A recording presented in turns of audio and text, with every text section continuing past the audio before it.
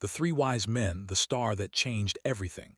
Have you ever wondered what it was like to follow a star that would change the course of history forever? This is the story of the Three Wise Men, not as a legend, but as an unforgettable journey of faith, sacrifice, and hope. Long before the night the world would remember forever, I lived in the great lands of the East. My name has long been forgotten by history, but one day people will call me one of the wise men. I was not a king, as many believed.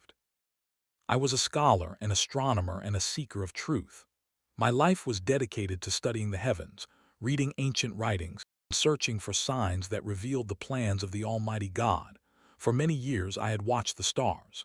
Every night they spoke their silent language across the skies. Most people saw only tiny lights decorating the darkness, but to us, they were like pages in a great book waiting to be read. One evening, an event occurred that none of us had ever witnessed before. A brilliant star appeared in the western sky. It was unlike any star we had ever charted. It shone brighter than the moon, yet softer than the sun. Its light seemed alive, almost as though heaven itself had opened. I stared at it in complete silence.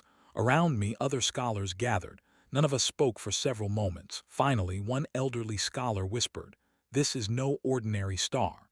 His voice trembled. Another unrolled ancient scroll that had been preserved for generations. They contained writings passed down from Jewish exiles who had once lived among our people centuries before. As we compared the scrolls with the heavens above us, every prophecy pointed toward one astonishing conclusion. A great king had been born, not merely another ruler, not another emperor, but the promised king whose kingdom would never end. My heart pounded. Could this truly be happening? For years, we had studied the prophecies of the Hebrew people. Their prophets had spoken about a coming Messiah who would bring light to the nations. Now heaven itself appeared to confirm those words. The room was filled with excitement. Maps were spread across wooden tables, ancient scrolls were opened. Candles burned throughout the night as we searched every prophecy. By sunrise, we had reached the same conclusion. The child had been born in Judea. The star was calling us there. But the journey would not be easy.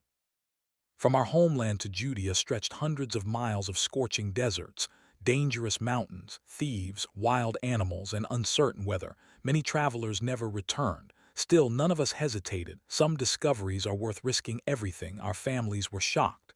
"You cannot leave," my brother pleaded. "Roads are filled with robbers." My elderly mother looked into my eyes with tears. "What if you never return?" I embraced her gently. "If God himself has placed that star in the heavens, then he will guide my steps." Preparations began immediately. Servants loaded camels with food, water, blankets, medicines, and supplies. We carefully selected gifts worthy of a king: gold, pure, refined gold, not merely wealth but a symbol that acknowledged royal authority. Another companion chose frankincense. Its sweet fragrance filled the temples during worship. It represented holiness and divine worship. The third was myrrh. Its rich perfume was used for healing and burial. At first, I did not understand why such a gift seemed appropriate for a newborn child. Only many years later would its meaning become painfully clear. When everything was prepared, we gathered one final evening beneath the mysterious star. It still burned brilliantly, brighter than before, almost as if it waited for us. The next morning, our caravan departed. Camels stretched across the desert in a long procession. The rising sun painted the sand in shades of gold. Behind us disappeared the cities we had always known. Ahead lay only uncertainty. Yet strangely, I felt no fear. Each evening we looked up. The star remained, always ahead, always leading. Sometimes storms covered the sky. For hours we could see nothing. The winds howled through the desert, lifting clouds of sand that stung our faces. Our animals struggled to move. More than once, we wondered whether we had lost the path. Then, just as hope began to fade, the clouds would clear. There it was again. The same glorious star waiting, leading, encouraging us onward. Weeks turned into months. The journey became harder. Water grew scarce. Several servants became sick. One camel collapsed from exhaustion. Still, no one suggested turning back. Every hardship only strengthened our determination. At night, we sat beside crackling campfires, discussing the child we hoped to meet. "What kind of king will he become?" one companion asked. "Will he overthrow mighty empires? Another wondered. I remained silent. Deep within my heart, I sensed that this king would be unlike any ruler the world had ever seen. His greatness would not come through armies. His power would not depend upon swords. There was something different about him, something holy, something eternal. One evening, an elderly shepherd crossed our path. He noticed us studying the heavens.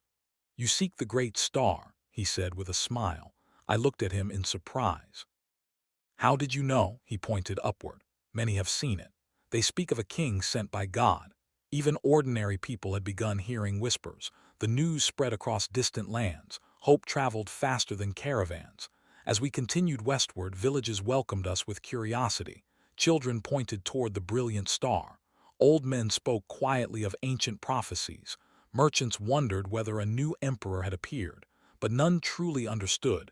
Neither did we, not yet. One cold evening, I stood alone outside our camp. The desert was silent. The star shone brighter than ever before. I whispered a simple prayer. "Lord, if this child truly comes from you, make me worthy to stand before him." The wind suddenly became still. Peace filled my heart, unlike anything I had ever known. For the first time in my life, I realized this journey was about more than discovering a king. It was about discovering God himself. Far ahead, beyond the hills of Judea, a young mother gently held her newborn son. She did not know that scholars from distant lands were crossing deserts to worship him. She could not yet imagine that kings, shepherds, and nations would one day bow before him. But heaven already knew. The star continued to shine. And our journey had only just the troubled king. The journey had lasted for many months.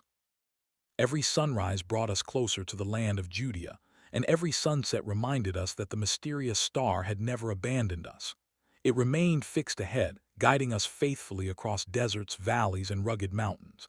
As we approached the borders of Judea, excitement spread throughout our caravan. "We're close," one of my companions said, unable to hide his smile. I looked toward the horizon. In the distance, the city of Jerusalem rose proudly upon its hills. Its magnificent walls gleamed beneath the afternoon sun, and the towering temple stood as a symbol of the God we had come to honor. Surely, we thought, this was where the newborn king would be. Where else could the king of the Jews be born except in the royal city? The star has guided us. It is the promised sign. Let us follow its light. The star guides us to a great light. I will return to you soon.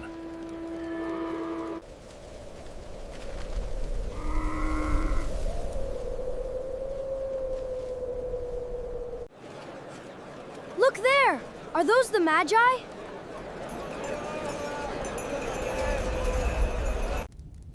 Tell me truly, where is this newborn king? I too wish to pay him homage.